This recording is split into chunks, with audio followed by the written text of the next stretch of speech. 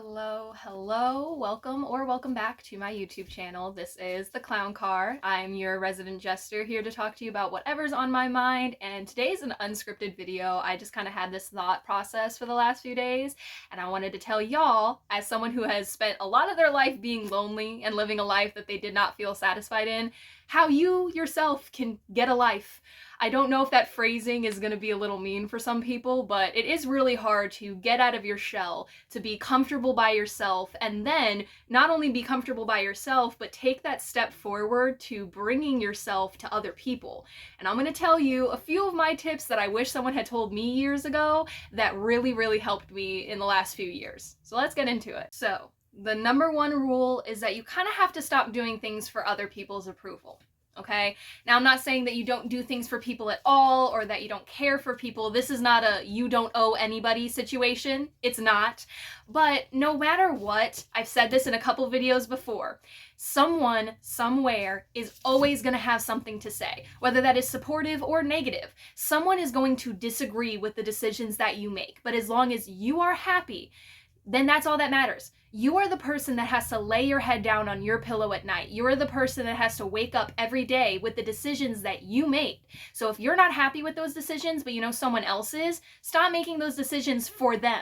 They are not living your life right now. You cannot do everything in your life, your hobbies, your job, the car that you drive, the clothes that you wear, for other people's approval. Because no matter who you are getting approval from, someone else is going to have something to complain about. Someone else is going to tell you how they don't approve. Okay? You can only satisfy yourself. Rule number 2 kind of plays into the same vein, which is finding hobbies and finding interests that spark joy for you. And this could be things that were taken away from you as a child. This could be things that you were never even allowed to do as a child. If you really wanted to play with Monster High dolls, but you're a man and you were never allowed to have Monster High dolls, go buy yourself a Monster High doll. Go buy it. You don't have to buy an entire collection, but go get yourself one. You deserve to have one. These interests, these hobbies, these little things, even if it's a doll, mean a whole lot to us because it allows us to put our foot down and say, I like this thing, and I don't care what you have to say about it. All that matters is that I like it. And now I have it because I enjoy it. If you hear a lot of background noise, it's because my ferrets are running around and just causing some havoc, so sorry about that. Rule number 3, and this is one of the harder ones, you have to go outside.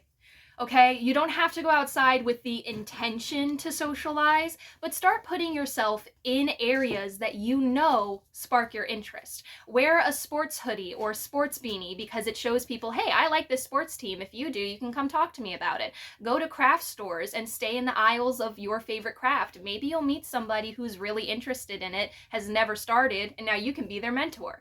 You have no idea the amount of opportunities socially that you can come across just by going outside, stepping out of your comfort zone a little bit, but it's very important. You will find lots of people this way by going and participating in the things that you find interesting. Take a cooking class, go to a crochet club, go spend some time at your local cafe, and maybe the baristas will start talking to you. You'll make some friends with the regulars there. The more you step out of your comfort zone and you go outside without the intention to socialize, just trying to get yourself out there, the more opportunities to socialize that will be presented to you. The 4th and final point of today's video, which I might make another one of these soon, but it's don't take anything too personally. This does kind of tie into the very first point that I made at the beginning of the video, but there's this really good book called The 4 Agreements that I highly recommend everybody give a read. Rent it from your local library, buy it off of thrift books, wherever you need to go. It's a pretty short book, but it's very impactful. And one of the second lessons is to not take things personally. I am sure that every single one of you watching this video would agree that you have a complex life you're living. You've got groceries to pick up, you've got people to feed, whether that's yourself or your family, you've got bills to pay, you've got a job to go to, you've got a car to maintain, you've got a house to you've got stuff to do, okay? And considering that everybody has a very complex life and we are all just trying to make it through to the end of the day, even when someone insults you, they're probably talking about themselves.